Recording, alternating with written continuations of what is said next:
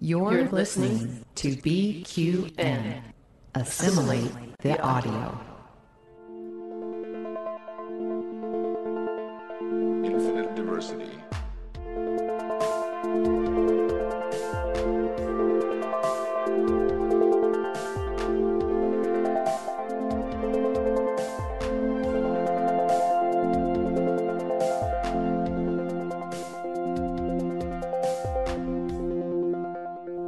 Live long and prosper, and welcome to Infinite Diversity, a Star Trek Universe podcast here on the BQN Podcast Collective.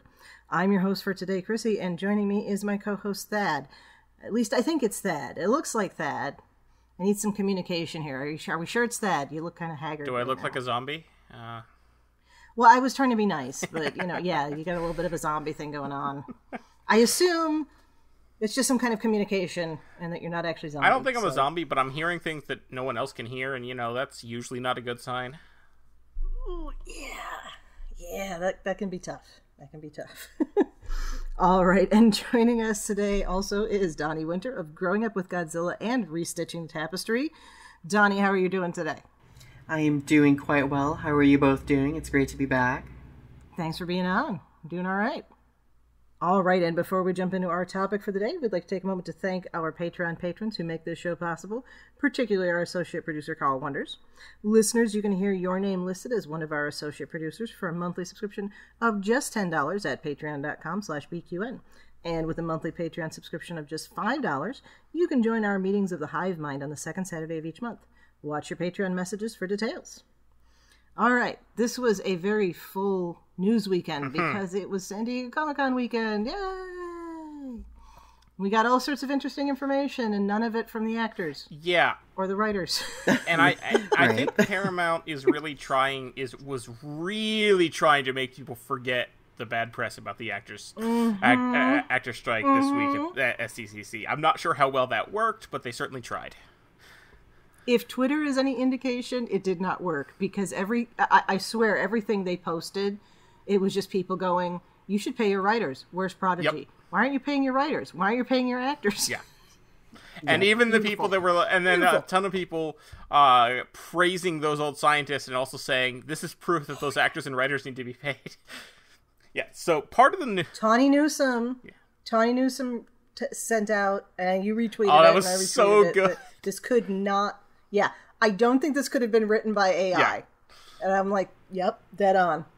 Dead on, right. girl. That was so good. Mm-hmm. Yeah, so just if you're one of the, handful of Trekkies who's been living under a rock and didn't know this, and we will forgive you if this causes you to pause this recording and then go watch it. They released episode 7 of season 2 of Strange New Worlds early on Saturday. Those Old Scientists, that's the one with the crossover between Strange New Worlds and Lower Decks. They screened it at STCC, and then an hour or so later it was dropped on Paramount Plus for the rest of us. So that's really cool. We really enjoyed I shouldn't say it, speak for other people. I really enjoyed watching it.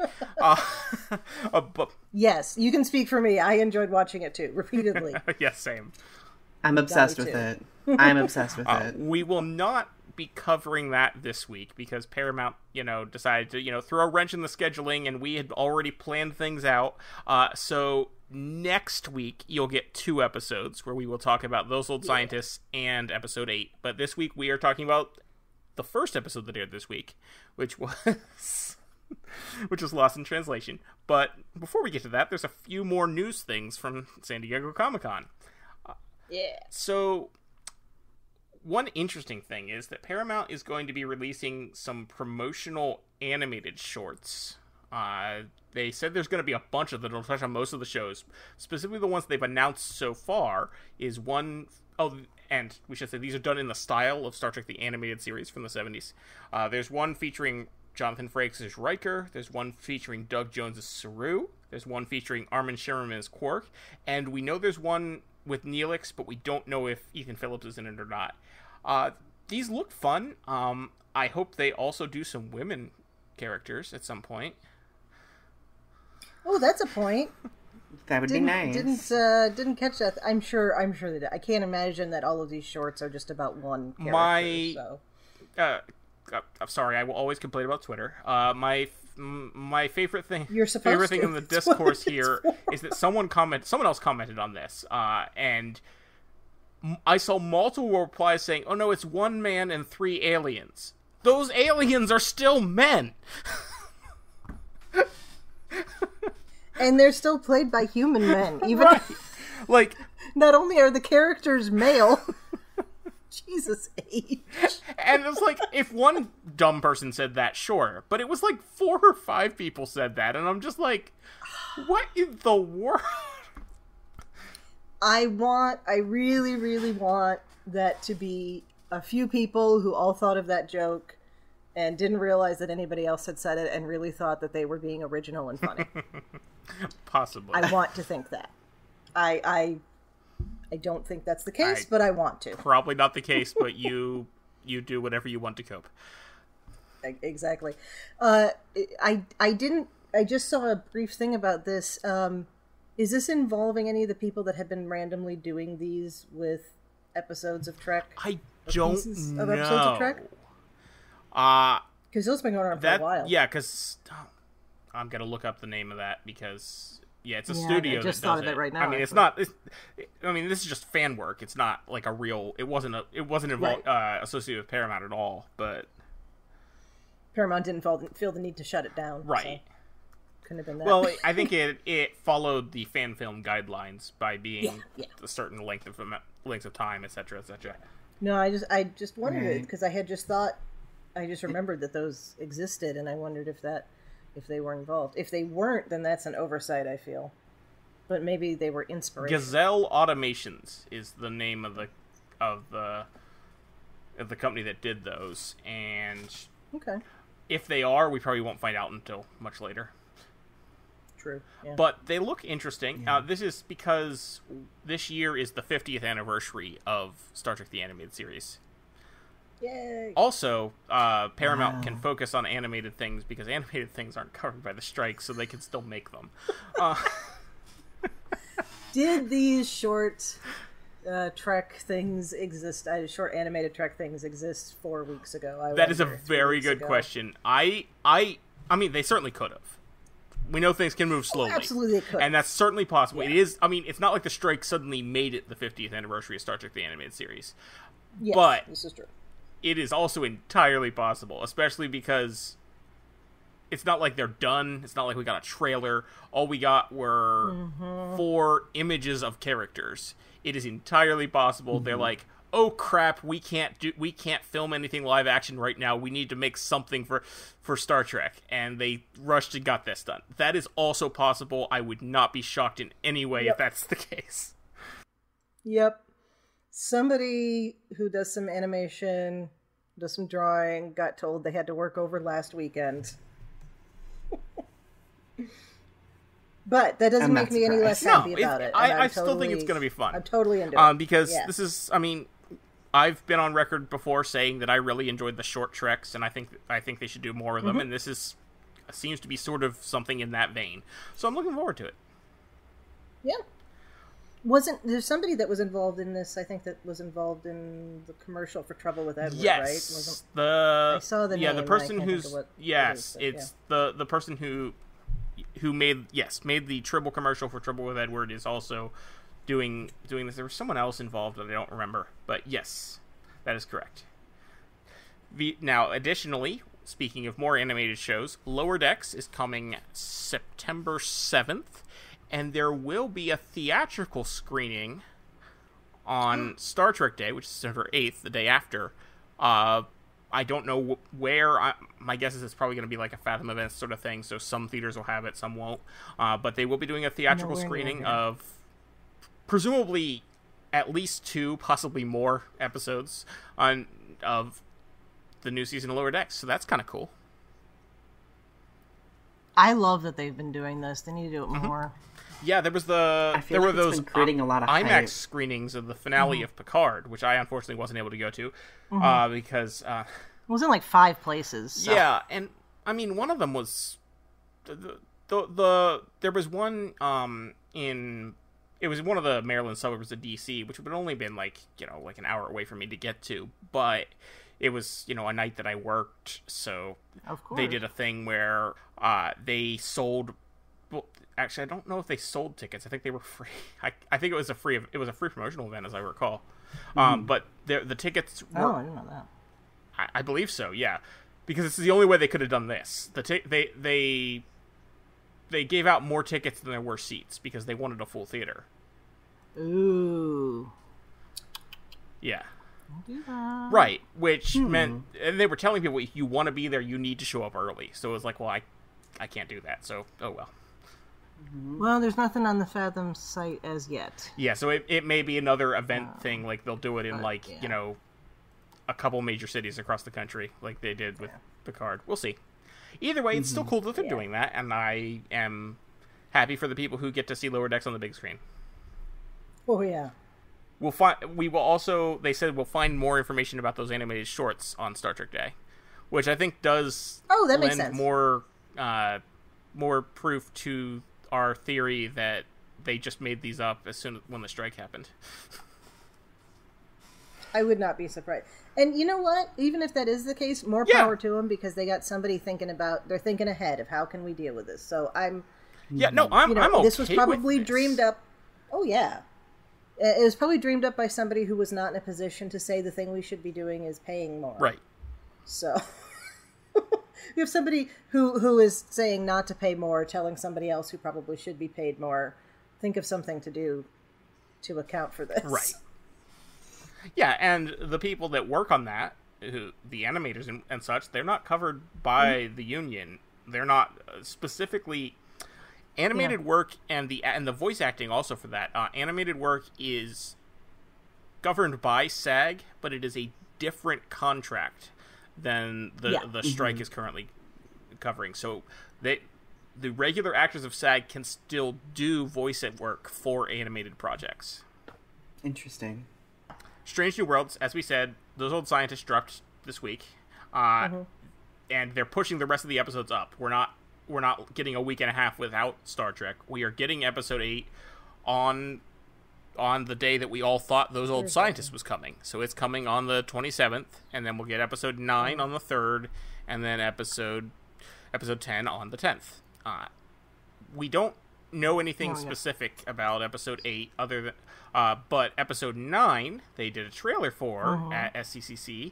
Episode 9 is Subspace Rhapsody, and as we have been speculating for weeks, it is in fact confirmed. It is a musical episode, and that trailer was magical. The trailer is magical. I got so emotional. I'm not gonna lie, I got so emotional. Every gay atom in my body has wanted a Star Trek musical for a decade, so it's finally happening. Yeah. No, listeners will know that I love musicals and I love Star Trek, and I believe they are two great tastes that will taste great together. So I am super excited for this. I'm gonna reserve judgment. We have enough excitement to share around. I will say this, okay, because people, we all spend too much time on Twitter. But yes. People have been saying, like, oh, this is terrible, oh, this, that, or the other. And it's like, you know what? All Trek is good Trek, but there are episodes that I don't go back and watch with any regularity. And I'm okay with that, and everybody else needs to be okay with that. And if it's just, it's fine. And they're doing different stuff. I mean, it's good that they're doing experimental stuff. Right. That is absolutely, they need to do experiment. Fantastic. Because are all the experiments going to work? Probably not. But if you don't experiment, you never do new things, and you never find those things that do work, like those old scientists, which we will talk about next week. But spoiler alert, we loved it. Well, I think experimentation is just like the sign of a healthy franchise, honestly. Yeah. When you're willing to look beyond what's derivative, what's easy to do, right? Because we've done it before. Like, that experimentation is necessary, I think, and is a good sign in my opinion. Absolutely. Yeah, I mean, you can look at how well DS9 did with straying from the quote unquote norm. They didn't do it because they were all up for experimentation because they were a super popular show. They did it because nobody was paying attention to them, but it worked just the same. Yeah, I love that. can be glad that for DS9 got to do all sorts of me wacky too. stuff because the studio only cared about Voyager. Poor DS9, the middle child that turned out being so important. So we also got... Paramount has now done the bare minimum about Star Trek Prodigy. Haven't they? Oh, gosh. Just to be clear, it has not been returned to Paramount Plus, nor is it going to be. But you can now actually buy all 20 episodes on your digital video platform of choice. So, iTunes, Amazon Prime Video, Google Play, Vudu. There's probably like 4 others that I don't know. But they all have it. And the Blu-ray is coming out in September. So I'm wondering if, as the fan response with regard to this situation keeps building, if they will continue to do more, because the petition to save Prodigy has officially passed 30,000 signatures. It now has more signatures than the petition to make Strange New Worlds a series. Exactly. Yeah. So, and that one worked. So it carries weight. Yeah. And we think that, and we've also heard that Star Trek Legacy might be a thing, potentially due to a... I don't think we'll get a Legacy announcement for a very long time now. Especially not with even longer now. Yeah. Yeah. But it's been seen. That's the thing. The way that Metalis talks about it, it's as if it exists. Yeah, but he can't say that. You know. Let's manifest it. Yeah, and if anybody has the power to manifest it, it's the guy who's a showrunner. So exactly. Yeah. Well, and he has specifically called for fans to talk about it because he knows that would get noticed, like happened with Strange New Worlds. So So yeah, that's exciting. I think that's most of what was covered at SDCC, as far as I'm aware. We got the Lower Decks trailer. Yes, and the poster. Mm-hmm. Yeah. And we got in the tradition of the movies. And we got to see a 5-minute clip from the first episode of Discovery Season 5. Yes. Oh, I missed that. I saw the little little behind the scenes blurb. Here's some scenes, but I didn't see that. I have to. Yeah, it looks good. It's really good. It does look good. I'm looking forward to it. Yay!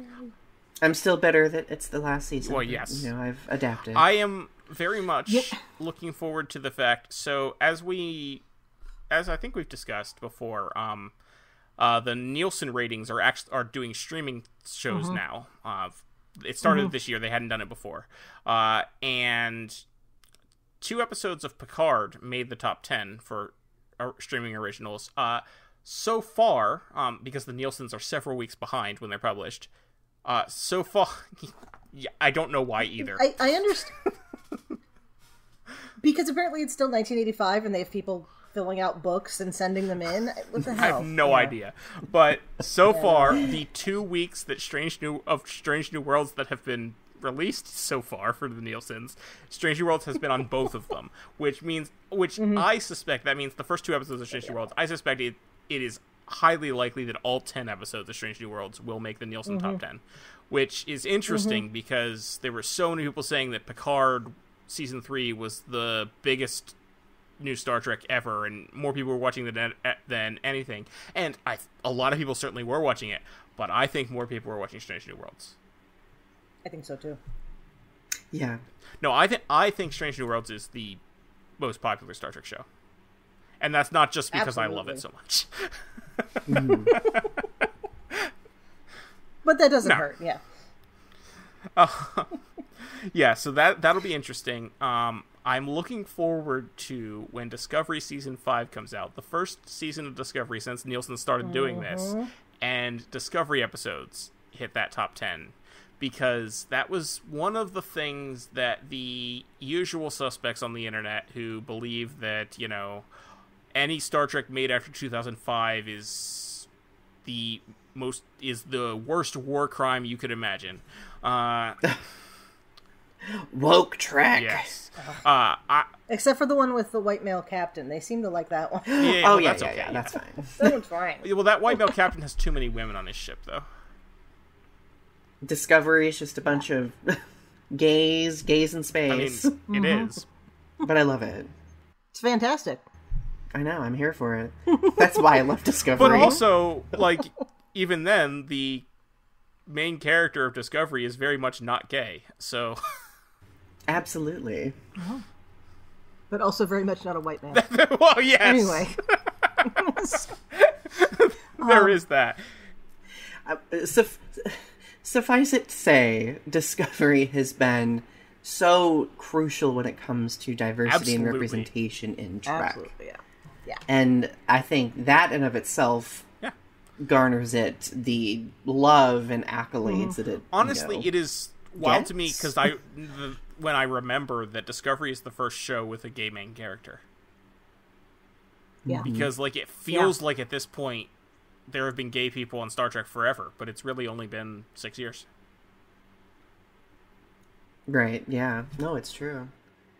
Oh, well, what I was trying to say with that is, I'm looking forward to when Discovery makes those Nielsen ratings, because its major detractors have always said that no one is watching Discovery except a few hardcore fans, and I'm really looking forward to them being proven wrong. Yeah.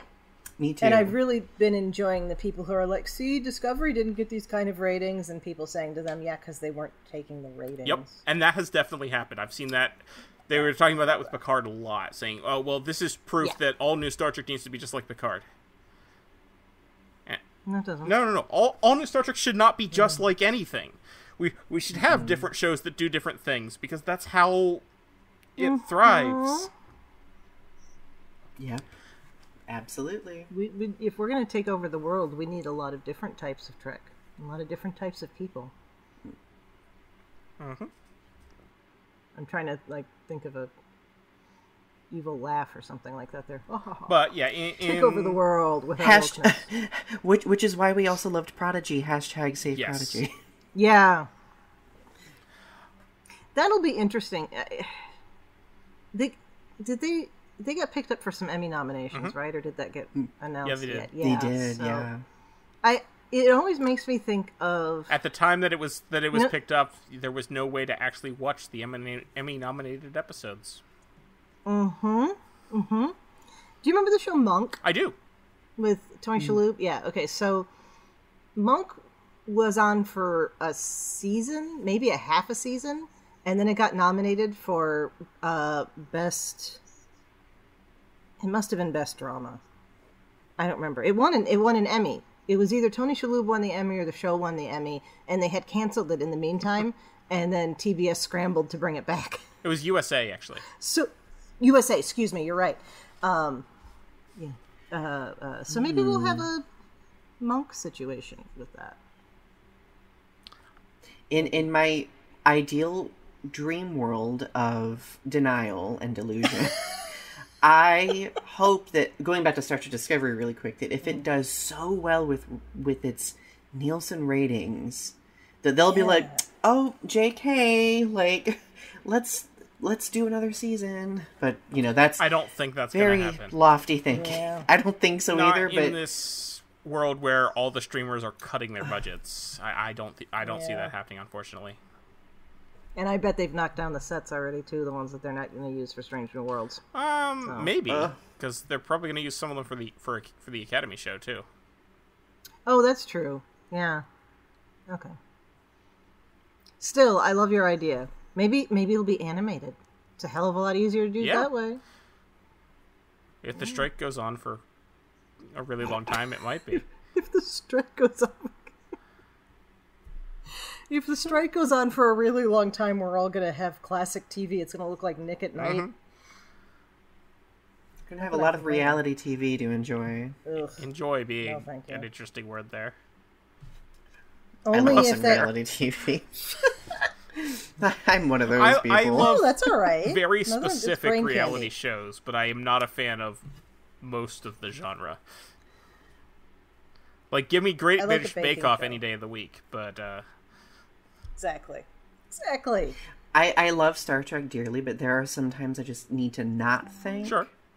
If that makes sense. Absolutely. And that's reality TV. That works. So speaking of thinking... Oh, do we have any more news? I don't think so, no. Okay. So speaking of thinking or not, or maybe thinking about what you're thinking about, Lost in Translation. Yeah. Uhura's hallucinating. Or is she? Dun, dun, dun. And the return of Hemmer in a video and as a zombie. Which is actually kind of cool. Yeah, and as a not zombie at the very end. Yeah. Yeah. So let's just start off. Donnie, what were your initial thoughts on Lost in Translation? Well, immediately you mentioned Hemmer, and that really got my attention, because obviously with characters who've died in the past in Star Trek, it's always been interesting to see how the remaining seasons / episodes handle the way the other characters react to the deceased character's legacy, right? Like, if we look back at TNG, like, we spent the entire rest of the series, and even in Picard, referencing back to Tasha Yar, like, and her passing and, like, its impact on the crew. But with Hemmer, like, there's not been a lot of mention of Hemmer being gone, other than, like, a couple of bits of dialogue here and there, but this episode really kind of dives into the crew's grieving process, right? With regard to that character, which I absolutely loved. I thought, as much as I thought that this episode was about Uhura, I also thought that this episode was about honoring that character's impact. I like that. I haven't thought of it in quite that way. Yeah. But yeah, for sure. Thad.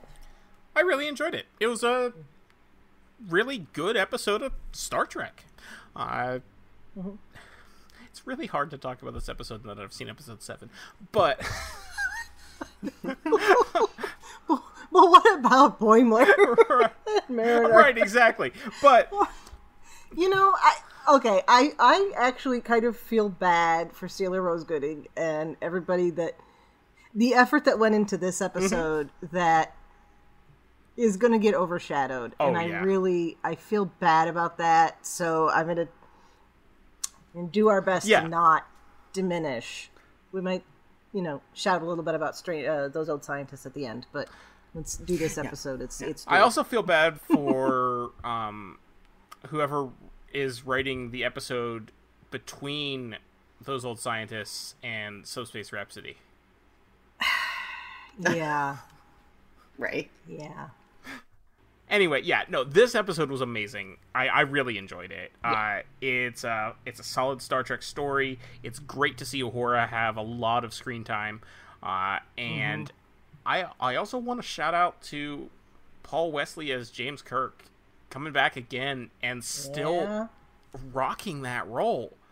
Like, I absolutely see him as Kirk now. And I think he's amazing in it. And this episode was just really good. Yeah, I agree. And this is going to sound strange, but I've talked about this before with our new Kirk. I couldn't get out of my head how much he looks like Jim Carrey the first couple times we saw him. And it was driving me crazy. Yeah. And I was able to get past that for this episode. I need him... He needs to get a little chubbier in the face, because his face is so damn angular. Right. And even looking at Kirk, like Shatner's round face, if he can get a little puffy in the face, then puffies. That sounds terrible. That sounds like he got stung by bees or something. If he can, if he didn't have such sharp angles on his face, let's say, I could completely lose the Jim Carrey thing, because that's just it's his chin or something. I don't know. I do notice that he's picking up more on Shatner's mannerisms as Kirk that I've been noticing, which I've really liked. Like the wincing, the like double take sometimes, and I'm just like, okay, like I'm seeing it. And we do have to remember, this is the first time, other than the little 2 minutes on the comm, that we're actually seeing our universe's Kirk. Yes. So it is entirely possible and maybe even plausible that Paul Wesley was intentionally keeping those mannerisms, keeping those elements aside for when he was playing this Kirk, as opposed to the other ones. So maybe that's why we're all feeling better about him, or feeling like he's, embracing it more, because it's more of the Kirk we know. Yeah, that's certainly possible. Yeah. So we start out with a stellar nursery in a nebula, and Uhura's seen lots of nebulas, but this one's special. It's going to be a deuterium refinery. Yay. Woo, deuterium. Deuterium. They talked about that in Oppenheimer this woo, week. question Everybody go mark. see Oppenheimer. Yeah, okay. Heavy hydrogen, or heavy what? Is it heavy hydrogen? Yes, heavy hydrogen. I don't know. Cool, there we go. So the startup's been delayed by months, and here we are with Pike and Kirk ship. I'm just calling it Kirk ship. It's the Farragut, right? Mm-hmm. Yeah. I'm calling it Kirk ship. And they're coming in to find out what the hell's going on, and Pike gets to be a fleet captain for 5 minutes. Kirk's ship that I think was kind of funny. Does not have a captain and may or may not have a first officer. Well, I mean, I assume there's somebody in command of it, and is there? Because Pike is a fleet captain is not the same thing as an admiral. A fleet captain, based on the description in this episode, is actually in command of that ship. So, is there a captain in command? Maybe not. And the fact they even said, because Kirk is being promoted to first officer, but he's training his replacement first, which is interesting. We've never seen that on Star Trek before. Maybe he did something very specific that there's only a few people. Yeah, so that makes me wonder: is there even a first officer on that ship right now? Because we certainly never see anyone higher than Kirk. No, but I mean, you can know that the org chart is changing before it actually changes. The person he's replacing as CO could be there still. Yeah. Or XO. First officer. Yeah. XO, thank you. Yeah. Yeah, and by the way, hydrogen, yes, deuterium is definitely heavy hydrogen, which means that hydrogen is one of those unique elements that has, by its most common variant, has no neutrons in it at all. Mm-hmm. It's just a single proton circled by an electron. But deuterium, hence with the prefix that means 2, has a neutron, so its atomic weight is 2 instead of 1. Yeah. Cool. Anyway. I vaguely remember things from chemistry and physics, and I thought so, but I looked it up to be sure. There is. Oh no, I'm glad you did. There is also tritium, which is hydrogen with 2 neutrons, but that's, I assume, very rare. Yeah. That sounds like that's super fission thing. Anyway, I have no idea. Right. Okay. So we have this kind of a. It doesn't present itself as a mystery at the beginning. You're just kind of like, oh, sounds like there's some incompetent people that are supposed to be running this this gas station, as it's put, which I love. And then we're going to come in and fix it, and then it turns into a mystery. Mm-hmm. But we get the first note of something weird going on, maybe with Una and Pelia, when we get that back and forth between them on the refinery, and I think possibly. No, I'm not going to say that. I was about to say it might be the first time space hippie has been used on Trek, but I can't remember if the actual space hippies in the original series were referred to as such. I don't believe so. I don't think so they were, but I wish they were. Would have been fun. But yeah, so there's tension between them. What do we think about that conflict there? I mean, we do find out a little more about it as time goes on here, but to me, they're both strong personalities, right? They obviously Una is very much. I mean, she's first officer, so she calls the shots, right? And Pelia, because she used to be a teacher, right? Like, highly regarded in her field, she's like, no, this is how things should be done. So like, I think it seems natural that they would butt heads. Yeah. Nobody in academia is like that. You never run into that at all. Oh, no. No. Now, what I find interesting is, if we skip ahead to the end of the episode, we find out that this is because Una is harboring some resentment for Pelia for replacing Hemmer, which is interesting because we see Hemmer's entire stint on the Enterprise in Season 1. We see him when he joins the crew, and we see him when he, unfortunately, leaves the crew. And admittedly, we are not watching the crew of the Enterprise 24/7, so plenty of things can happen off-screen, but we never see a meaningful scene between Hemmer and Una in Season 1. No. Right. No. That did kind of throw me off, too. And I'm wondering, we don't know a whole lot about her prior career, so... But I know this can't possibly, I mean, it's definitely not the first time she's lost somebody under her command. It can't possibly be the first time she's lost a department head. Sure.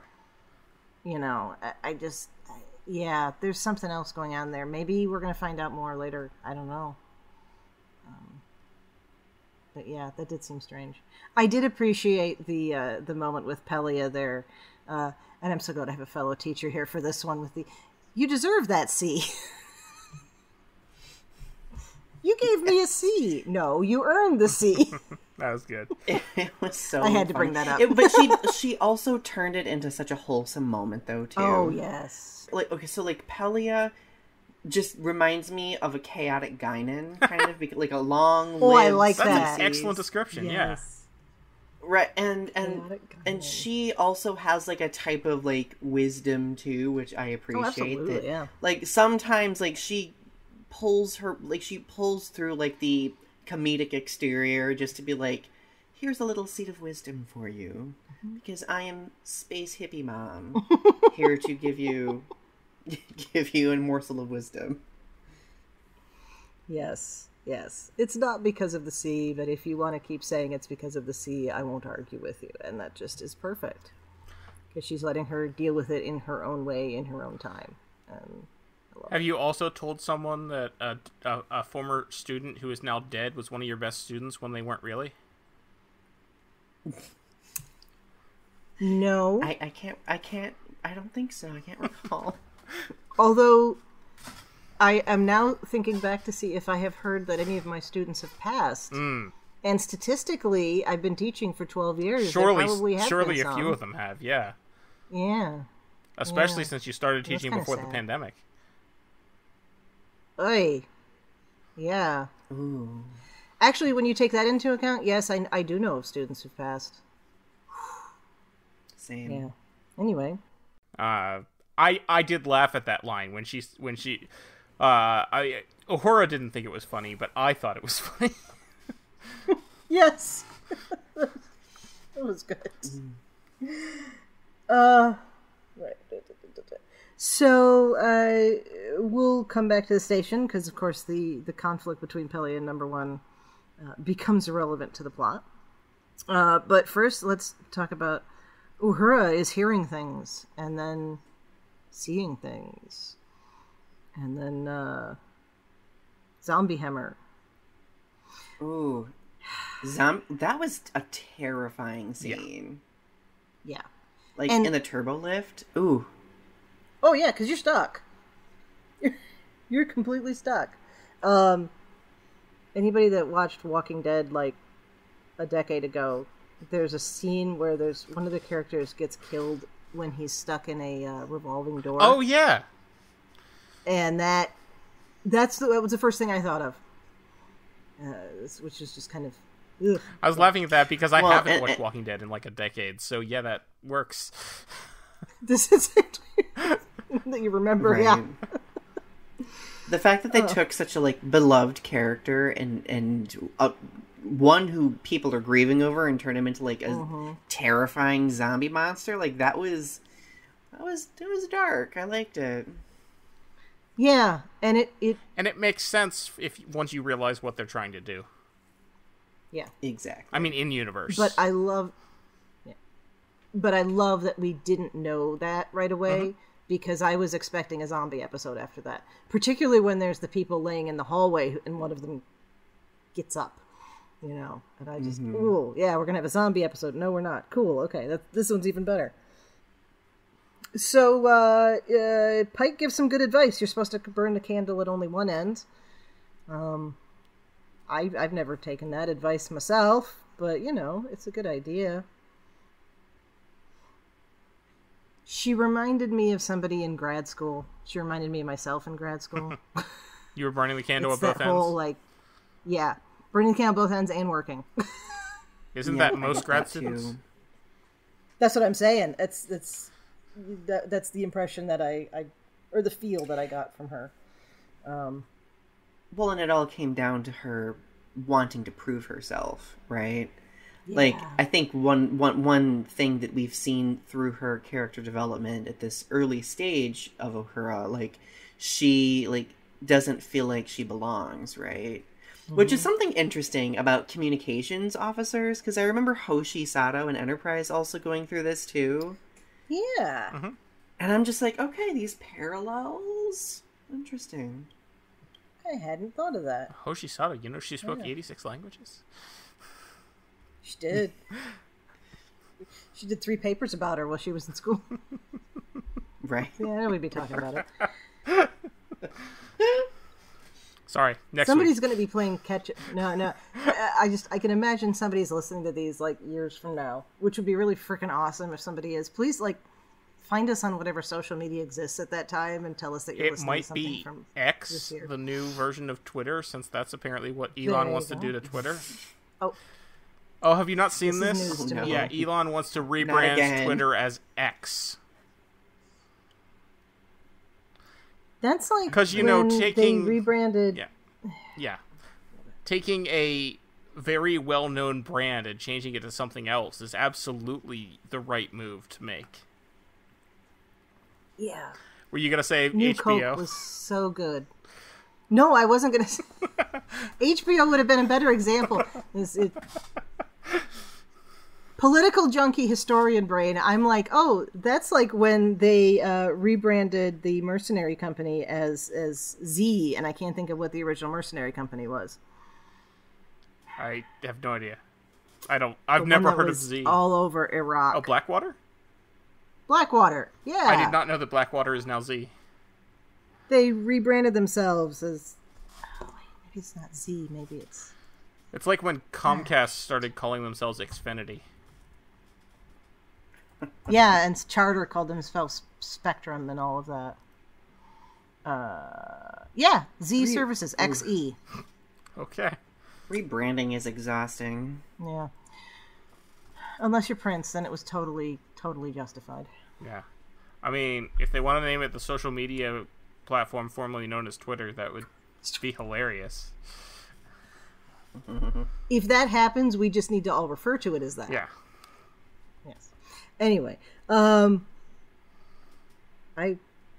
completely lost track of people listening to this episode years from now will be confused at our continued mentions of the next episode while talking about this episode. We're like in a wormhole, and I love it. Yep.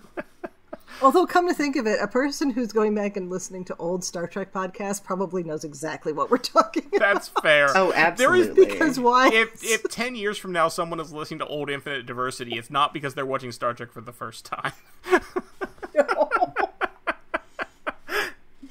Highly unlikely. Love our riveting commentary. I hope so. Absolutely. We deserve to be kept for all eternity. All right, so she goes to sickbay, like you do, and we get a diagnosis of deuterium poisoning, and which can cause hallucinations. Prescription for go to sleep. Yeah. Which did it occur to either of you that this started happening before she was in the nacelle? Not until Uhura mentioned it. Me either. Yeah, I mean, I think she heard those audio distortions before. Yeah. Well, that was what's said there. Yeah, those, like, the hallucination thing, I think, was definitely after the... Oh, yeah. Yeah. Yeah. So, Well, I don't think deuterium poisoning is a real thing, because if you Google it, you just get references to this episode. Well, we haven't visited this nebula yet. Right. Well, yeah. Right. So, Mbega tells her to go get some sleep. She can't sleep. She goes to get a drink and meets Kirk, and then... Oh, we didn't even talk about Kirk and his brother, too. We'll get to that in a minute. But, yeah, so she meets Kirk and accidentally ends up punching him because she thinks she's fighting herself. And here we have Kirk. Yeah, we had the nice exchange there because she had blown him off in the bar by saying that she didn't want to be hit on right now. And so then when she punches him, he's like, I said I wasn't hitting on you. That was really funny. I like that. I'm hoping we're seeing we're going to see more of the Kirk that isn't the womanizer, that is the actual Kirk. The Kirk that we actually saw in Star Trek as opposed to the Kirk that society says we saw in Star Trek. Exactly. And I think we're going to see that he's doing other things. But speaking of him, okay, we find out, I think this is the first time on record that we have their father's name is George in this timeline. I'm not 100% on that. I think so. But I think it is. I think so, yes. And that he was first officer of the Kelvin in this timeline. That one I'm very sure. So, yes and no. Okay. Well, I guess he would have been because the yeah, so technically speaking, we see George Kirk as first officer of the Kelvin in the prime timeline before the ship comes through the time rift. But even if we're not counting that, in Equality of Mercy, which is a different timeline, then true, but not when Kirk's father was when Samuel Kirk was first officer on the Kelvin was before the timeline split in Equality of Mercy.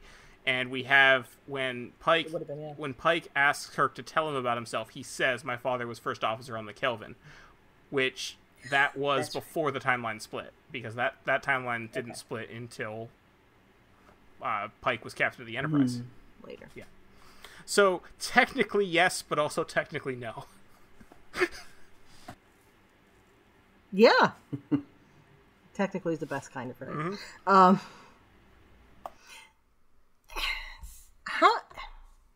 It's been a while since I've seen Operation Annihilate, okay? Same. Which I always have to say I always have to remind myself how to pronounce that in my head because I read it so many times before I heard it said that I thought it was annihilate, and so I have to stop myself literally every time I come across that word and not say annihilate, so... Do you also say nihilism? No, because I hadn't read that before I heard it. See, it's Operation Annihilate, but I don't think they ever say annihilate in the episode. What bothers me about the title of that episode is that it uses 2 hyphens instead of an M dash. Yeah. Well, that might just be font issues. Yeah, I'm sure it was. It was a typography issue, but it is technically, it is officially, because that's what's on the title card, 2 hyphens. Yeah. Ooh. Yeah. Okay. I know, right? Anyway, right. Okay. So it's been a long time since I've seen or read that because I always have to go back and I read the James Blish. Was it Blish? Yes, James Blish. Yeah, I read those as a kid. Yeah, I read a bunch of them before I saw the episodes or remembered seeing the episodes. So, but anyway, I don't remember hearing about rivalry. No. Between Jim and Sam. I don't remember that either, but I don't know if we don't hear that much about Sam, to be fair, in that episode. No, he doesn't even get to be his own actor, so... But I feel like we got the impression before that there was, like, tension between them. Okay. Yeah. Just from what Sam said. But this seemed really mean. Yeah, a little. And definite daddy issues. Yeah. Oh, yeah. I mean, there's like... Oh, that absolutely. is just out there. So, like, my thing on that whole making George Kirk proud thing is, if George Kirk is only proud of someone who does exactly the same thing that he did, then fuck him and it doesn't matter. Right. Yeah. If that's the kind of pride he has, he's not going to appreciate that his son beat his record. Nope. Well, it's super interesting because, like, George Kirk doesn't, like, is a biologist or anthropologist. It is xenobiologist. You're right. Yes, yeah, xenobiologist. Oh, did I say George? I meant Sam. He is technically George. Right. So, like, he has a career area that's drastically different from his brother's. So, like, you know, it's not focused on command. It's not focused on, like, militaristic merit, I guess, if that makes sense. Whereas, like, but it might be Kirk, like, is xenoanthropology. Now I'm looking it up. I think it is, because I think it's the same as Michael Burnham. Yeah. Yeah. But I thought it was interesting because it like, in a lot of, like, dynamics between siblings, there's always, like, the wonder child, and then there's, like, the child that's like, oh, you, hi, what do you do again? Kind of a thing. And I feel like that's their dynamic, and it makes me feel really sad for them. So yes, it is xenoanthropology, although you'd think that those two prefixes would cancel each other out. Yeah, you're right. I never thought about that. Xenoanthropology. The study of non-humans, I guess. It's a very human-centric word. The very name is racist. Yes, exactly. Right. Oh, as it were, so right. Right. Yeah. So okay. I think somebody thought of anthropology as being the study of cultures and didn't necessarily know the origin of the word. I think what anthro means. Yeah. Yeah. I technically speaking, that would mean xenoanthropology would be the study of human culture outside of Earth. Yes. Which is, again, technically speaking. Yes. Which is not what Sam does. No. I mean, that could be a study as well, like studying, like, colonies and stuff. But xenopology. Yeah. Xenopology? But yeah, xenoanthropology, like, I know what they mean it to mean, but yes, it is very, that's an interesting combination of roots there. And I never yeah. Yes, it very much comes down to human rights. If only you could hear yourselves, the very name is racist. Aliens. Let's chalk that up to Universal Translator. There we go. Yeah. Xenoanthropology. All right, I'm gonna be laughing with that all night. Right. So I guess I'm hoping we are going to get some more, if not this season necessarily, then in future seasons, about what that conflict is, and I really hope it gets resolved. Because if it isn't resolved, that just makes his death even sadder. You know. So yeah. Not to be all downer. It's a reality we'll soon have to face. I mean, there's going to be some significant character trauma that happens later in the series, especially. So we're mentally preparing. Not even getting into those old scientists and. So there are some people on the internet that are speculating that we're going to see George Kirk, and he's going to be played by William Shatner. And I do not think that is the case. He's too old. Yes. I think it's a stretch. One, he's too old. Two, I don't think Shatner would be willing to do it. I don't think Shatner would want to play anyone other than James T. Kirk. It'd be funny, though, if he showed up and George Kirk Sr. had a mustache. That's too easy. Yeah, I don't... You know, they could deal with him being older, you know, by doing what they did with Harrison Ford and that, you know, so that could be dealt with, and he wouldn't look like their grandfather, but I don't... But it wouldn't be that would be expensive. expensive. It would look more like Riker in that flashback in Picard Season 3. Yeah, no, it wouldn't be good. But I don't think... I think if they wanted to do that, Paramount would have to cancel another streaming show to pay him enough to get him there. I mean, it'd be fun if it were. I would enjoy it more if it were Thor. What's his face? Chris Hemsworth. Thank you. Yes, but they haven't done that kind of crossover. And again, unless he decides to do it on a goof, Chris really Hemsworth would probably do it as a cameo for cheaper than Shatner would. Yeah, you're probably right about that. Like, not if he was like the main actor in the episode, but if he showed up for like a couple minutes or something, I bet he would probably be willing to do that for a nominal fee. Yeah. That'd be too cool. Yeah, and he's still alive. I get the impression, yes, because they don't refer to him in the past tense. Of course, that means nothing because Cisco's father was dead before he was alive. I do not know what the source for this is, but Memory Alpha says that George Kirk lived long enough to see James Kirk become a captain of a starship. And now I wonder, did he say that in... He must have said that sometime, but I don't know when. Mm-hmm. That sounds familiar. That does sound familiar. I don't know. And we go down the rabbit hole. Nothing wrong with that. Yeah, so Jim and Sam argue about who their father loves more, and then he meets Uhura and comments on Spock's chess game. Oh, I noticed. Oh, okay. Go ahead. Memory Alpha says that we learned that in the Voyager episode Q2. Okay. I'm now looking up the script to Q2. All right. There was a scene where Icheb in Q2 is reciting a report on James T. Kirk, and I think it was during his little recitation of his report. I just watched Voyager. Okay. Wow. Oh my god. I bow to your knowledge, Donny. Wow, that's... Yeah. I love Voyager. Okay, yeah. Let me I'm tell looking you. at the script from Q2. It is literally the cold open is Icheb reciting a report on Kirk. Cool.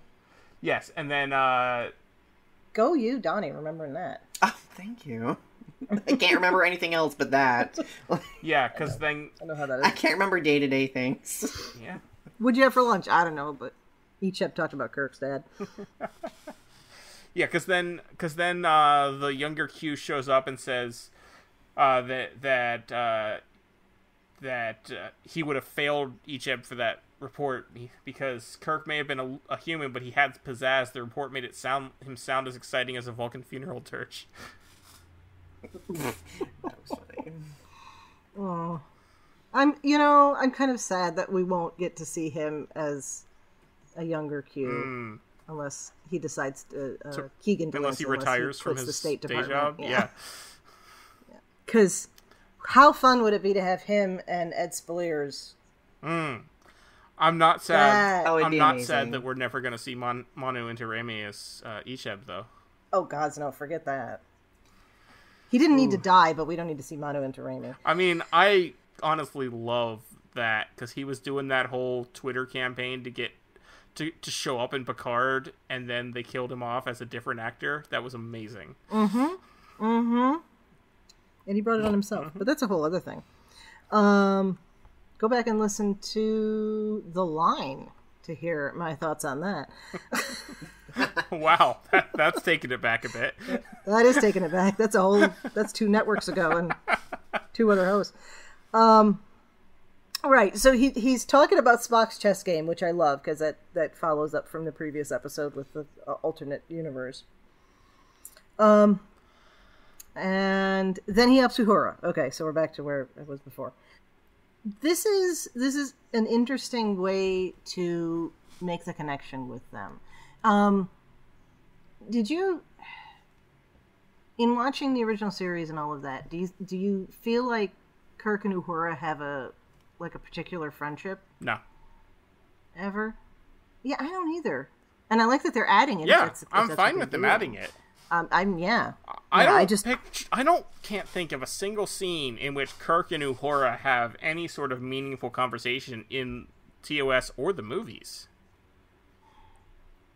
Aside from Plato's Stepchildren. Yeah, but that doesn't count. Around the kiss. And the films, The Search for Spock, I know they have some scenes like All my where they hopes. interact together. But like, But not yeah, like it's not personal it's just very between the two fleeting. of them so much No. as them both saying, "Oh, we're doing this for Spock and McCoy." Like, yeah. Mm-hmm. Yeah. Yeah, no, Plato's stepchildren. cool. Yes, because there are some lines that are actually Uhura talking. Yeah, you're right. Okay, Plato's stepchildren is the only thing that I can think of. But it's only because of the circumstance Right. they're in, really, and not Mm-hmm. But so that's cool. So we're gonna learn more with that. And then he meets Pike, And I which love. supposedly he hadn't done. Well, no, this is fine. Did you not? Oh, Did you not okay. know about this? Well, he says he met him once. Am I about to right? blow your mind? Okay, so. Go for it. I've been talking too much last chance anyway. Go for it. Remember this episode, Pike is technically in command of the Farragut and the space station and was given the rank of fleet captain for this episode. The line from the menagerie is that Kirk met him once when he was promoted to fleet captain. Yep. That's a deep cut. That, you know what? They did that on purpose. They That beats my absolutely HF did that speech. on purpose. Somebody did their homework. It's the only reason why Okay. Pike is a fleet captain for this episode and this episode only. Because if you notice, again, we'll talk about the next episode. In the next episode, he he's back doesn't to the have the regular special- badge because he's no longer a Yeah. fleet captain. Oh my. They did that specifically so it would line up to the line from the menagerie. And they say that the people making these shows don't know anything about the old shows. Oh. I love it. Yeah, it's amazing. I love it. Okay. See, I wasn't on Twitter much this weekend. I mean, that's probably for the best. So I totally missed. Yeah, because I was expecting that there was all sorts of explosions over that. Anyway. Oh, that's so cool. I love it. There are some people who are now also espousing the theory that Pike is gonna retire by the end of this season and Kirk is gonna be the main character next season, but I don't think that's happening. No. Ooh. Well, because No. we are seeing it. The theory is it's based on real life things because when Pike was hired for the role, he was not a father, and now he is. So he may want to step back, and that's absolutely why he had a reduced role in several episodes this season. But no, I think Anson Mount is still on board for more Strange New Worlds. Yeah. I mean, yeah.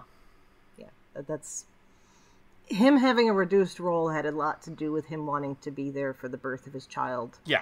And yeah, and I don't know what his wife does, if it's something that if I'm assuming she's employed outside of the home. Probably, yeah.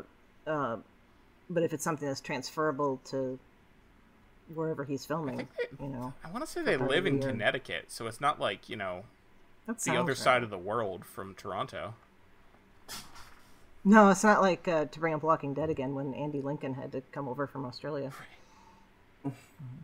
I mean, if Lon and Kirk can just go over from Toronto to Vermont, then yeah, that's nothing. yeah, that's only one. That's only there's there's only one hours. state between Vermont and Connecticut. Yeah. Anyway, you did kind of blow my mind with that. I'm like, all right, I was all Yeah, I was getting ready excited for that. I Here's how didn't we're gonna realize argue you hadn't with seen people. that. Yep. So, he very helpfully doesn't insist on going to sickbay. In fact, insists on not going to sickbay so that she doesn't have to deal with having striking a I superior think officer on her record. Pike did a good job of not making that awkward when I'm sure seeing Kirk made him think of Quality of Mercy. Ooh, I didn't even think about that. Yeah. That's... Ooh, yeah. Yeah, that's background in people's heads. That's good. So then we find out that what's been going on the deuterium gas station is sabotage. They missed a prime opportunity to have Paul Wesley say sabotage. Why is that? Oh, is this not this is another thing you don't know? Okay. William Shatner pronounces the word sabotage as sabotage. Oh, okay. There's Never paid attention to that. I do not recall what it was from, but there is a recording out there that got leaked of an argument Shatner had with someone on set for something, telling him that he's pronouncing it wrong, and he's like, "No, I say sabotage, and that's just how I pronounce it." That's so Shatner. Yeah. It is, yeah. Absolutely. And someone has sabotaged the censors. Except I didn't say it like Shatner's. Anyway. Spock said another word that rhymed with censors, like oars. I forget which one it was.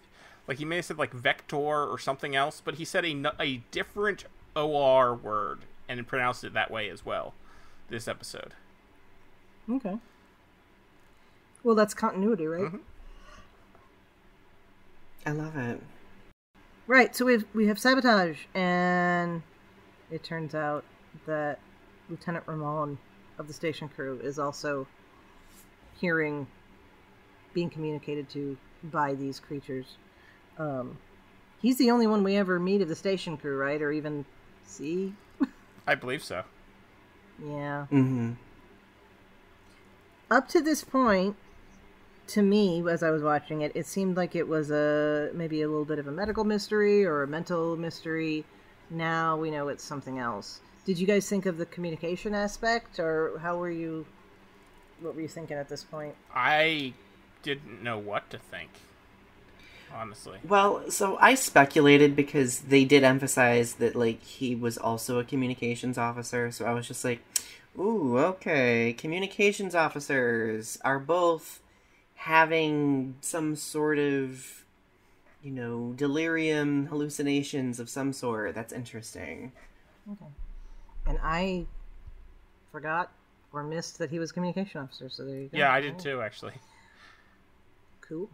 So they take him to sickbay, and he tries to sabotage the Enterprise. Kills a random person in the hallway. And stabs Dr. Mbega. Oh, yes. Oh, gods, yeah. Stabs Dr. Mbega. I forgot about that. Mm-hmm. And then Uhura goes to try to help him, explain to him what's going on. It's pretty obvious he has no idea what's going on. That he's not even understanding what she's telling him. And, right. And then Kirk saves her. With the transporter. Mm-hmm. Did we mention that Ramon ejects... What does he eject? He ejects, like, the deuterium pod. The deuterium that they had collected earlier for fuel. And that was the explosion that Kirk saves Uhura from, because Ramon ended up perishing during that experience, right? Mm-hmm. During that, like, hallucinatory delirium that he was experiencing. Speaking of that, it's interesting of how they showed his death, right? With the ice crystals forming and the... I was very much thinking of Picard when we from the effing solids moment. Yes. Vatic. Yes. Yes. Yeah, that was really that was kind of chilling in a completely, I do not mean that as a pun type of way, as I realize as that coming out of my mouth. So my understanding is that experience kind of, like, really made Uhura, like, have an existential crisis. Absolutely. Right after the fact. So like afterward, like, I really appreciated the development between her and Kirk's character, because, like, they then have, like, a conversation where she's able to kind of, like, open up about, like, all the loss that she had experienced, and, like, between, like, her parents dying, and then, like, Hemmer, like, dying, and that, like, it kind of made her face the reality of what facing death is like, right? Yeah. And she says she's not dealt with it. And... Yeah. Yeah, and so then I connected that with, of course, Wrath of Khan and Kirk. I've never faced death, I've cheated death, I've tricked my way out of death and patted myself on the back for the ingenuity. Yeah. Which is, I think you can make it a little connection there. Even though, again, Uhura is not in that scene.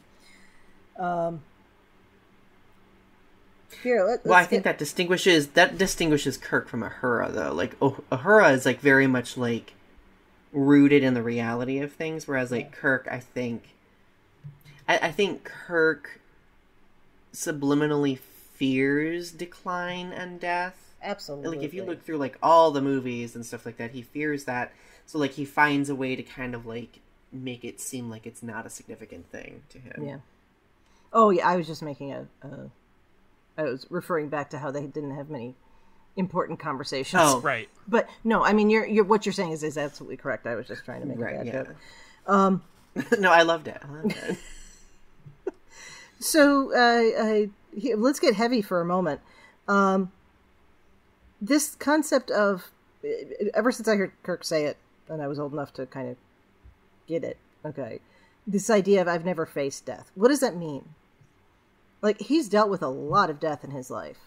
As a commanding officer, as members of his family, as friends, and I mean, what does that even mean to face death? I think he's never faced the reality of his mortality not being infinite, right? Like, like he's not faced the fact that, like, at some point there will be an end, right? To Jim Kirk, like yeah, particularly. There's like a certain indestructibility that he kind of has internalized that I think that we see, like, especially like in Wrath of Khan and like Search for Spock, like we see that like he is kind of having an existential crisis about his aging and, you know, like all of that jazz. So and he had never really faced it. So I think the fact that he's consoling Uhura over this, like, I think that's very ironic to me. Okay. Mostly because that's not something that he's unpacked for himself. Oh, gotcha. Yeah, I'm not sure. What do you think, Thad? Yeah, I don't know. Get philosophical here. Yeah, I think I agree with Donny. Yeah, I think for Kirk, it's personal. Yeah, that makes sense. Yeah, yeah, because he was talking about the Kobayashi Maru, right? And that is facing his own death at that point. So yeah, because it's in response to Saavik asking him about that. So I don't like to lose, and he didn't until later. Yeah, because then you have part of, well, the second half of Search for Spock, where he's dealing with David's death, and it's not really, I don't feel like he really deals with that either, but... Does he deal with anything? No. Not really. No. Not really. No, he doesn't, because he needs his pain. And the denial associated with it. See, that's even more philosophical, because can you come to terms with events in your life and dealing with them emotionally and psychologically and still have them be painful and still recognize what they do for you as a person, how they make you who you are? That's an excellent question. Rhetorical, but Ooh. Because you always... I wish we'd had a little bit of follow-up to that whole thing, because what happens when Sybok takes that pain? Is he taking the memory? Is he making the memory like, just, here's some data about a point in your life, but you don't have any emotion around it, like Data talks about, you know? What does that mean? Yeah. That's a whole other thing. Maybe we'll find out when Sybok comes back, because we haven't seen him yet again. Right. That is a good point. Yeah. So there's your heavy philosophical question. We'll go back to going down rabbit holes about deuterium. Uhura figures out that she figures it out with the receiver thing. That she starts thinking of her brain as a receiver, and they go talk to Sam because he studies humans outside of Earth. That's just going to be my joke for the rest of forever now whenever I hear xenoanthropology. But he brings up this thing about the extra-dimensional alien, and it's like, oh, that's a new idea. Okay. So, yeah. And we get this idea that, and Kirk says that the aliens choose Uhura because she is so empathetic and listens to them. Well, and I also thought that they chose her because she is the communications officer, so she's monitoring like signals and stuff like that. Like she's she's literally the receiver of the Enterprise when you think about it. Yeah. Oh, okay. I like that. But like her being empathetic, I think, also definitely is significant as well. Mm-hmm. I feel like when they discovered what was happening, that last fourth of the episode just like went really fast. Yes. Like, it was like build up, and then like, oh, solution, here we go. Yeah. I'm okay with it. I just was surprised. It did, because it's like, oh, okay, and then boom. It's a relatively easy fix. The most recent Strange New Worlds novel, The High Country, we have Uhura getting stuck on this, while everything else is going on this planet. She gets stuck alone, and there's this, like, flame entity that starts following her around, and she calls it the empatherm because it changes intensity and color depending on how she's feeling. And this just makes me wonder if the author had access to some of the prior scripts, or some of the scripts that were upcoming. Interesting. It's possible. It's not like empathetic is a unusual word. But... Thad, you look pondering. Oh no, I agree with you. Yeah, because there's the empatherms were the aliens on that planet. Yeah. Or empatherms. I was putting the emphasis on the other syllables. Yeah. So I listened to the audiobook and they said empatherm, but I think empatherm probably makes more sense. Slight wormhole here. Yeah, it works. Slight wormhole. It's data versus data. When are we going to see, like, speaking of empaths, I'm waiting to see Betazoids again. Like... Good question. They're mentioned periodically, like, where are they at? And I'm wondering, are we going to get the thing from the novels where the Betazoids Betazoids were part of the Federation in the 23rd century, but no one knew they were mind readers yet. Oh, that would be good. We should. Oh, we should see that. Why haven't I don't know if they were part of the Federation, but they were certainly known and people knew of them. Yeah, right. I just want to see more of their culture. Yeah, I'd like to see some Trill hiding who they are. Oh, that would be interesting because that was also in the books. Yeah.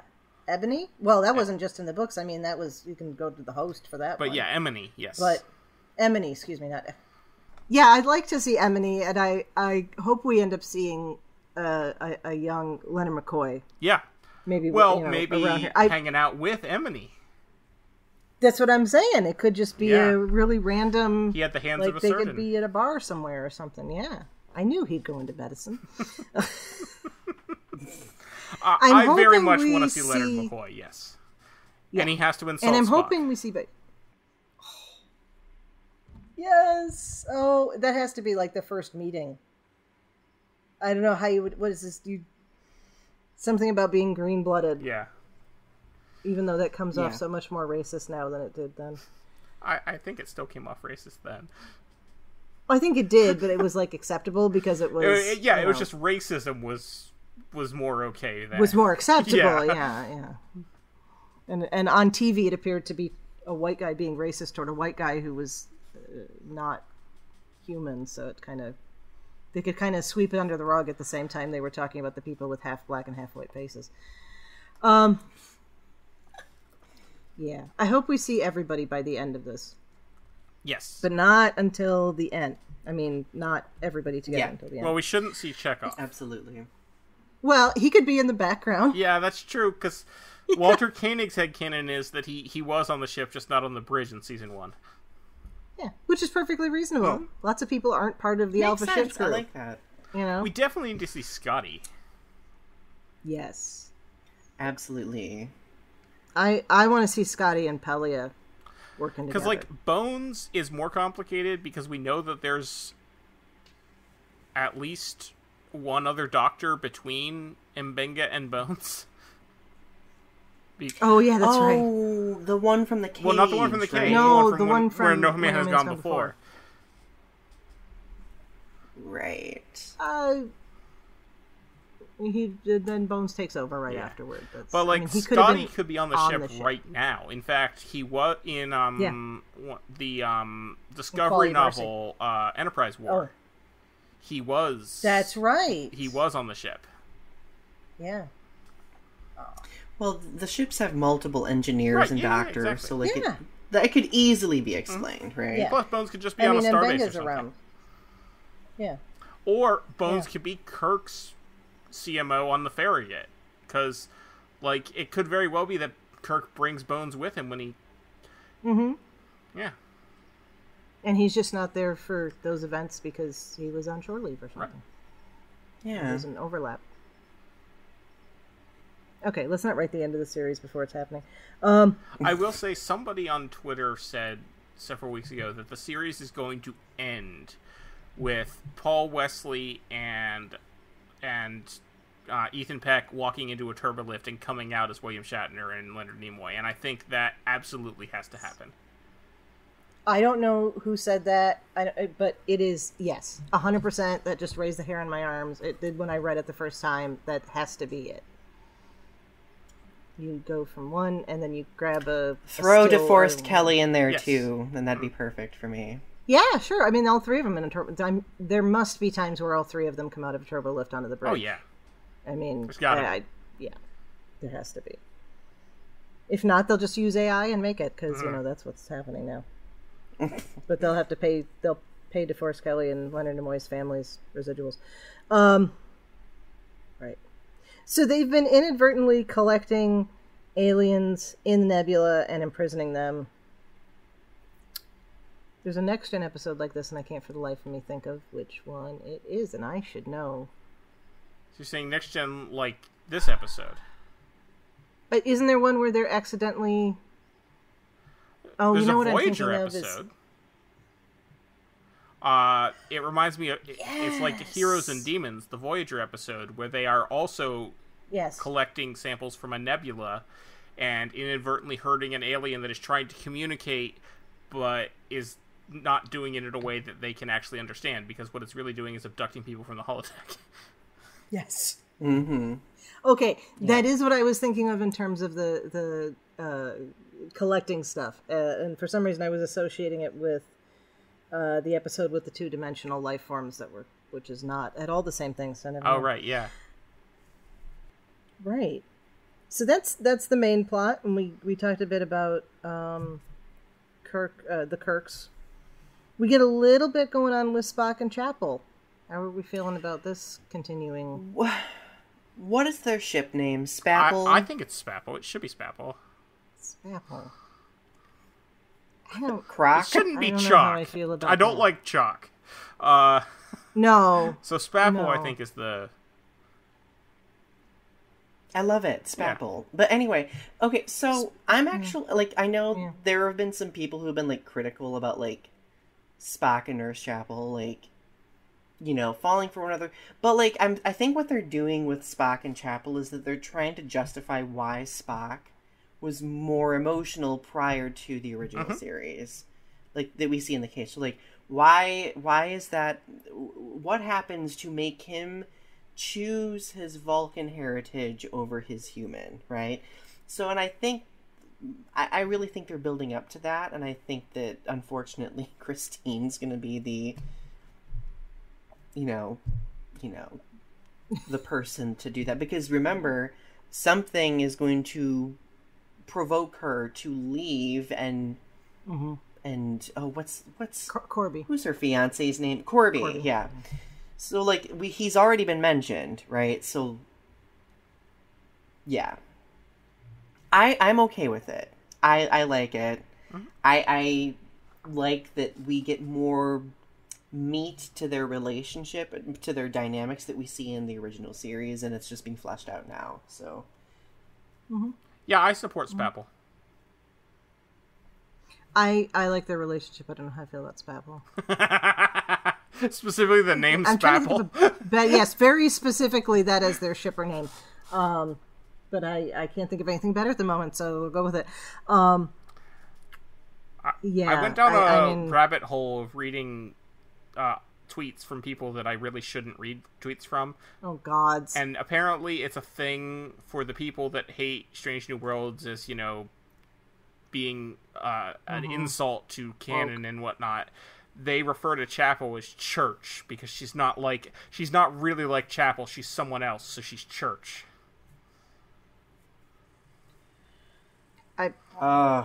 What? Yeah. I know. I lost some brain cells just saying that.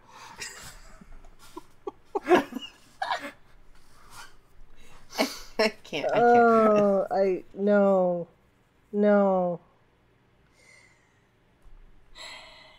There is a reason. I feel like we don't see enough of her to really comment on what her personality is like, other than she appeared to be head over heels in love with Spock on the original series, and a fairly competent nurse. That's the information we get about her. She's cold and standoffish. Well, maybe when she used to be happy, people, bad things happen, so now she's cold and standoffish. But she still tries to bring Spock soup and herself. I think so that's why.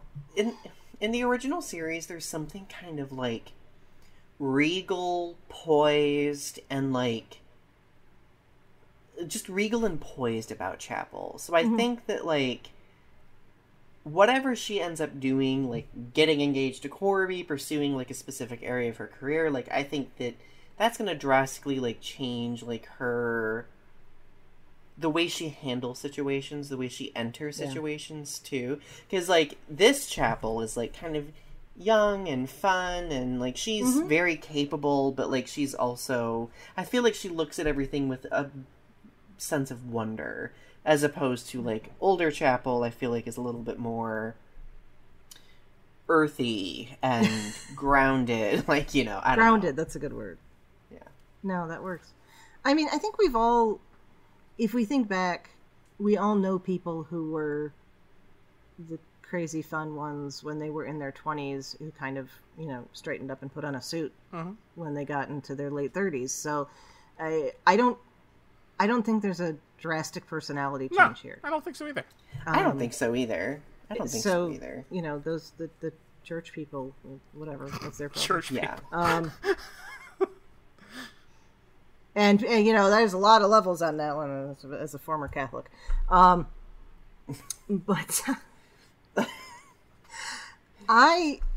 so when we were watching this episode, I had to pause it because when she's playing chess with Spock, I noticed that I thought she was wearing a pinky ring. Okay, but and I was talking to my sister about it, and she says that's one of Jess Bush's tattoos. But I thought it was a bit of an homage to DeForest Kelley's ring that he refused to take off. His uncle's ring from the First World War. Oh! I don't know if you ever noticed that he wears a pinky ring. I don't think I did, no.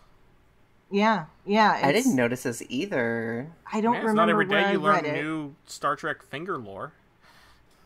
Especially about the original series. Yeah. Like, I mean, we all know about James Doohan's missing finger, right? Yeah. Yeah. On the beaches of Normandy, because he's a badass. My favorite thing is his autobiography calls that chapter Giving Hitler the Finger. As well it should. Oh, I love it. Yeah. So I don't remember where I read about it, but this ring that he had from his uncle, who he either got it during World War I and he died during World War II or something like that, or he died in World War I and it was passed down to him. But Roddenberry didn't want him wearing it, and he said, no, I'm not. if you want me to play this role, I'm wearing this ring. That's all. I'm not doing anything. So apparently it's got a stone on it. He made him turn it over. That's where they compromised on it. But yeah, he always, from anytime you see him as Bones, he's wearing that ring.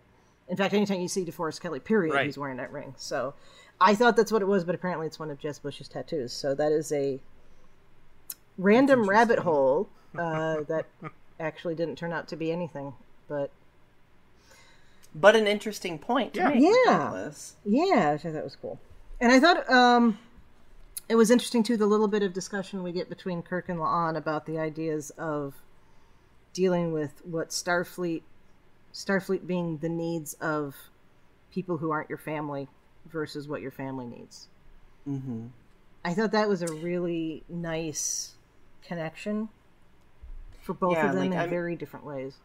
I'm very intrigued by a lot of this season, like the audience has to sit with like the knowledge that the characters have about other people, but they don't reveal that knowledge to them, obviously for various reasons. And La'an is like a very interesting situation, right? Where like she has like these intense feelings for Kirk, but like alternate timeline Kirk. Mm-hmm. So it's like she knows exactly how to like comfort and provide advice and stuff. So like I just think that it's super interesting. But I do think that what she mentions about like Starfleet and family needs and stuff like that, like I thought that was an interesting point that was made too. So on that note, La'an and current timeline Kirk definitely still have chemistry. Oh yeah. Lurk. La'Urk? Wouldn't it? It would actually it should be La'Urk. La'Urk. There we go. Or Ka'an. Leclerc. I think Leclerc is what I've seen some people say. Oh, Leclerc. I like that. Yeah. That's better. Leclerc sounds better than La'Urk. That is way better. Leclerc. I like that. Yeah, Leclerc. Leclerc. But I am tired. I love this. Like, I've been loving this season so much. So good. So good. I love that they're loosening the reins. I love that they're having fun. Because, like, it's great to have, like, the fun, lighthearted episodes. And, like, unlike prior, prior episodic focused shows, like, where, like, it's, like, the alien of the week kind of thing. Like, this show, like, you're really getting very poignant character development moments that's what's creating the serialized feeling is like the character development, which is working great. And I think it's at least in my opinion. It's because the first season went over so well and was so well received by the fans. They're feeling a lot more secure and confident in what they can do this season, which is why we're getting stuff like this. Right. Yeah. And especially why we're getting a musical, my friends. Yes, exactly. I'm so excited. So I was just looking at the trailer for the musical, and there is a scene where we get Leclerc in that musical. Yeah, it looks like at least they're under a sheet. Yeah, they are. You can only see their faces, so they might have made themselves a blanket fort, but in that grown-up kind of way. Yes, well, making a blanket fort, definitely not euphemism for anything. I mean, sometimes it's not. Blanket forts are rad. That all depends on how old you are and with whom you're doing it. It's true. But right, I was trying to say it might not be, but why would I say that? Why would it not be that? I am going to need, and this is the first time I have said this, because I have been defending the whole, Kirk not knowing who Khan was and all the rest of that. But if he and La'an end up having a relationship, and we're past the point where they're just gonna, be friends with benefits or have a one-nighter or something like that, I really am going to need some explanation as for why he doesn't know who Khan Noonien Singh is.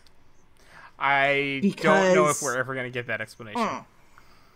I know, but I have been able to work this out. I've been able to just be like, you know what? He doesn't know his history. He works tangentially with this woman who was on this other ship. They've spoken a few times. You know, she worked with his brother. But if they're sleeping together, then no, we're gonna need explanation. Absolutely. And that's all I have to say about the musical until we see it. Just nothing to do with the music itself. Sure. Okay. Anything else we want to talk about with this episode? I feel like we just kind of... I think we've lurched our way throughout the whole thing. Stop lurching toward it.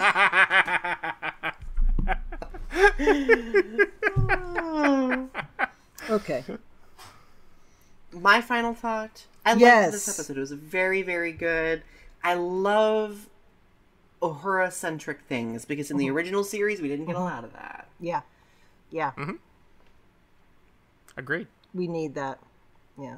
And I love just getting into next week's episode, or the next episode that is supposed to be next week's episode, the relationship that we have with the Black women cast and how that is relevant to Nichelle Nichols and the inspiration that comes from Nichelle Nichols, and then you have all... It's just... I feel like it's just feeding into itself in such a wonderful way. Mm-hmm. It's very meta, and I love it. Yeah, and like Tawny Newsome talks about that in the Ready Room for Those Old Scientists, so... Yeah. All right. This was a great episode. I hope in the future that it does not get lost in the... this is the episode before Those Old Scientists, and that's in the way that like the Most Toys gets lost as the episode that's ahead of Best of Both Worlds. It's the only one I could think of off the top of my head, you know. Right. Yeah. I think the discussion of it certainly absolutely is getting lost, especially because Paramount dropped Those Old Scientists 2 days after this episode came out. But okay, yeah, that's true. But yeah, but in future viewings... I think in future viewings, no. This one will... but I do think episodes like this, or like the Among the Lotus Eaters are going to be will not be mentioned as much as the heavy hitters of this season, like Tomorrow and Those Old Scientists. Yeah. Or Ad Astra Per Yes. Aspera. Ooh, that was a good one. Ooh. Yep, and bringing that back to Those Old Scientists. Mm-hmm. So, you know. Mm-hmm. It is sort of weird that Starfleet put someone that they tried to kick out of Starfleet on their recruiting poster. I think there is a beautiful come around to that. Mm-hmm. I mean, it just...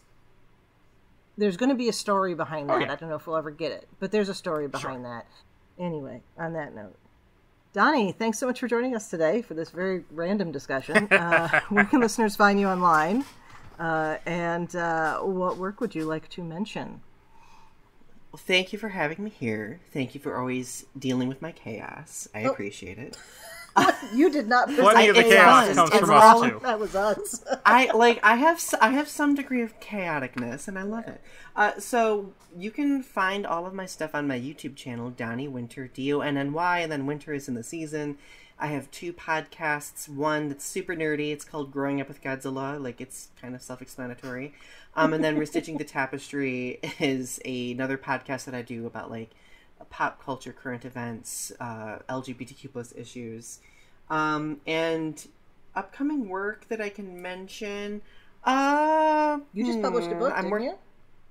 I had a book that got published back in November, so my latest book, Casting Seeds, is out. I do make frequent Star Trek references in many of my collections of poems, so like there you go. Excellent. Like, go check them out. I didn't mean to interrupt you if you're going to say something else. I just wanted to make sure you got your book. Oh, no, that was it. Thank you, though. Thank you. I was trying to think of something. Thad, where can people find you when you're not trying to figure out why you're getting into a fight with yourself in the hallway? Best places to find me is probably Twitter, or maybe X. I don't know. I am at Tyrannicus. Site formerly known as. TYRANICUS. You can also find me under that username on most of the Twitter alternatives.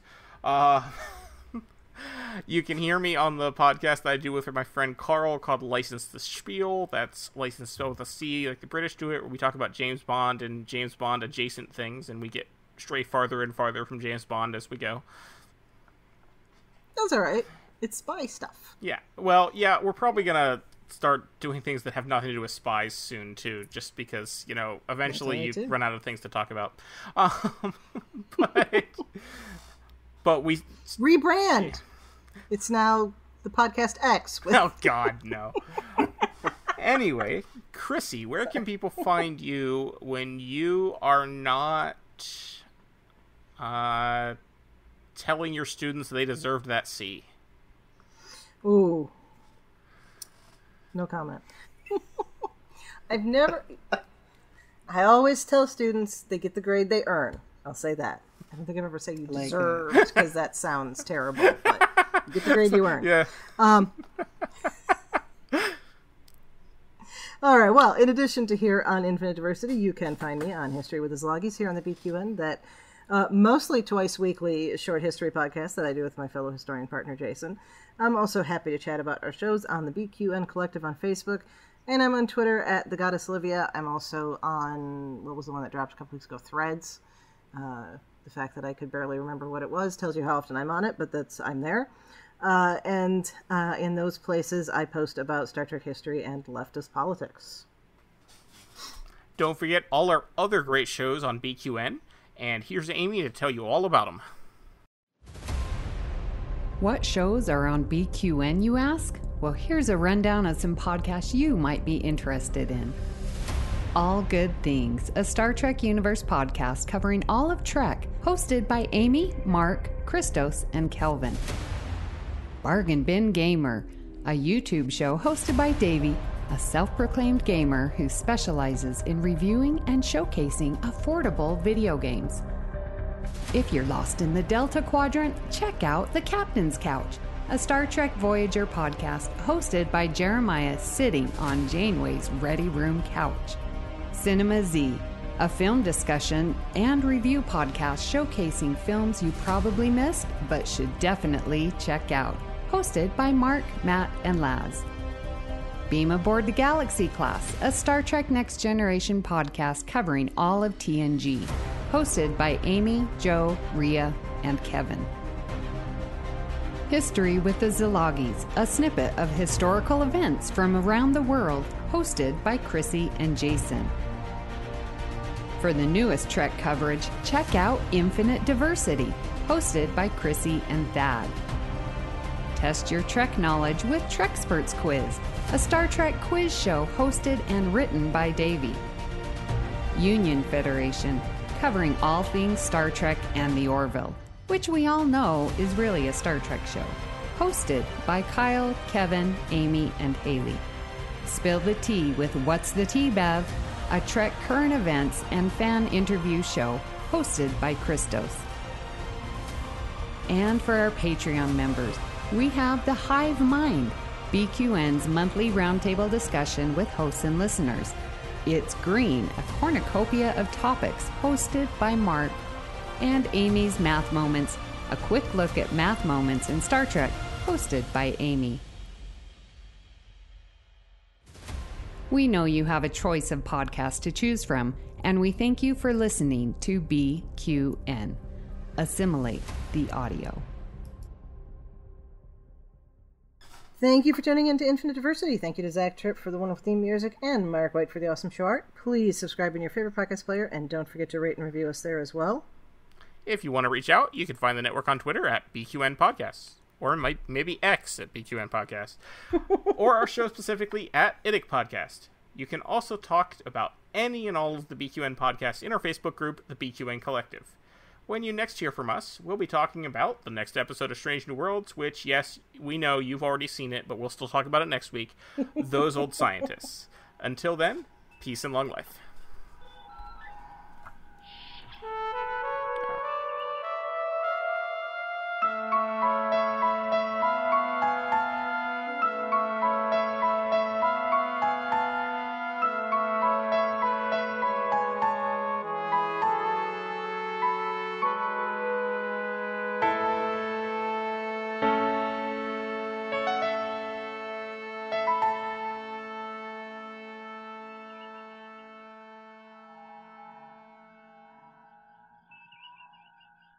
Right, but it got all delayed because of managerial difficulties. No, it was, how did they put it?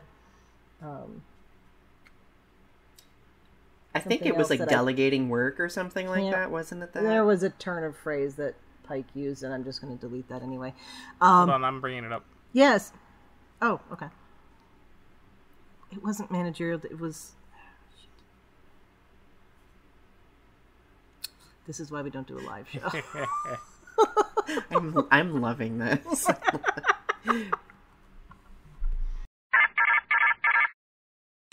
But if I look up deuterium poisoning, I really just get people asking if you can die if you drink heavy water.